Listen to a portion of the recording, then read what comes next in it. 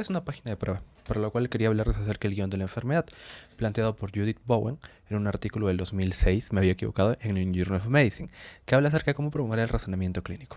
Les voy a explicar por qué me gusta tanto. El guión de la enfermedad tiene 4 componentes. Tiene fisiopatología, tiene epidemiología, tiene curso y además tiene presentación clínica. ¿Ya?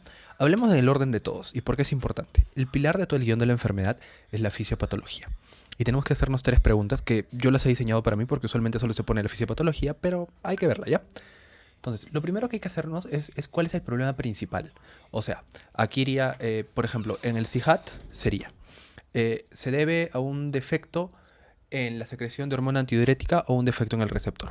Listo. Y luego explico cuáles son los elementos fisiopatológicos que llevan a eso. Así que estoy explicando. Luego está la causa más frecuente. Por ejemplo, si tengo el CIHAT, que es el central, que es el más frecuente, y luego pongo cuál es la causa más frecuente, que en realidad es la adquirida, ¿no? Chévere. Y así. Luego tengo el organizador avanzado. El organizador avanzado es un abordaje diferencial, tanto diferencial, es un abordaje diagnóstico de distintas patologías.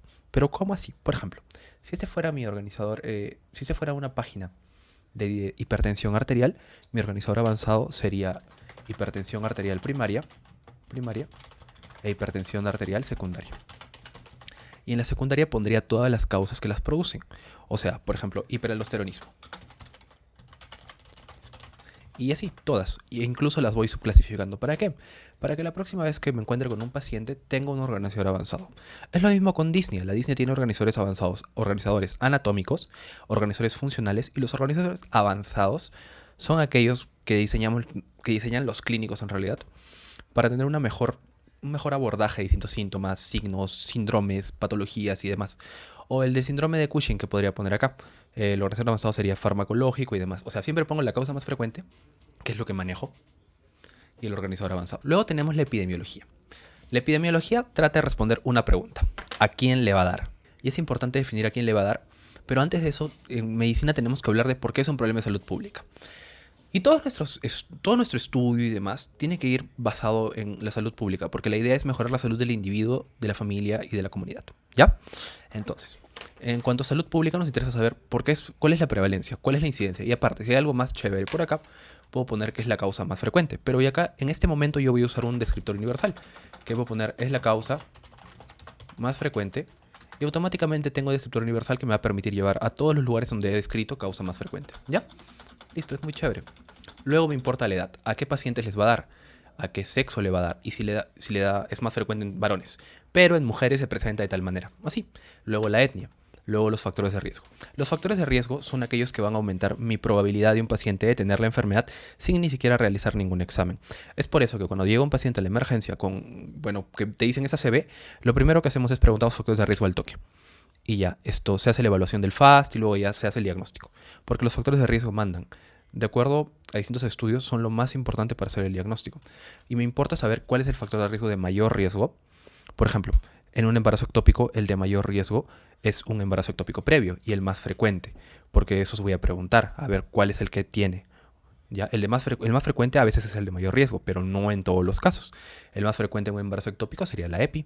Y luego tengo otros. ¿Y cómo voy a ordenarlos? Por ejemplo, puedo ordenarlos por modificables, no modificables, puedo ordenarlos modificables por patologías o por condiciones ya del paciente y demás, ¿no? Luego tengo los factores protectores. Me interesa saber los factores protectores porque en base de esto yo voy a poder definir qué podría hacer en un caso hipotético en el que llega mi paciente. Luego tengo las exposiciones. Por ejemplo, en cáncer de mama, cáncer de endometrio, en miomatosis y demás, un factor de riesgo muy importante es la exposición a estrógenos. Así que lo que hago yo es control I y pongo exposición a estrógenos. E inserto con un portal esto. Y miren, tengo todo lo que implica la exposición a estrógenos y de por qué es importante. Incluso en esta página saldría por qué en ciertas patologías es un factor de riesgo, por qué no, en qué patologías. Luego nos interesa el curso.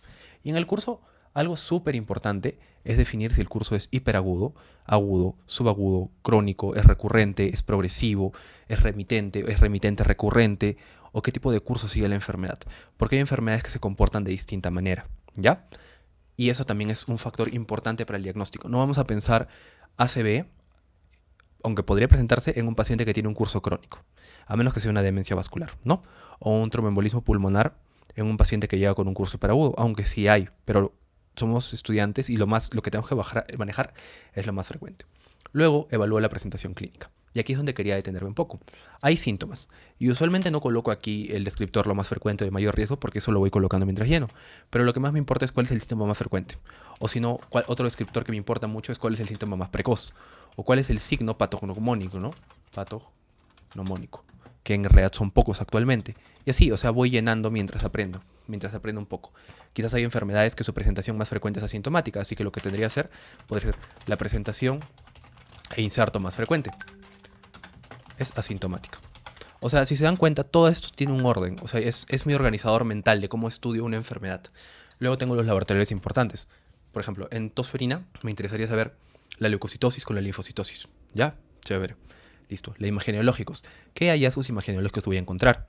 Y luego, ¿cuáles son las presentaciones o poblaciones especiales? No es lo mismo decir cáncer de mama que poner el carcinoma inflamatorio.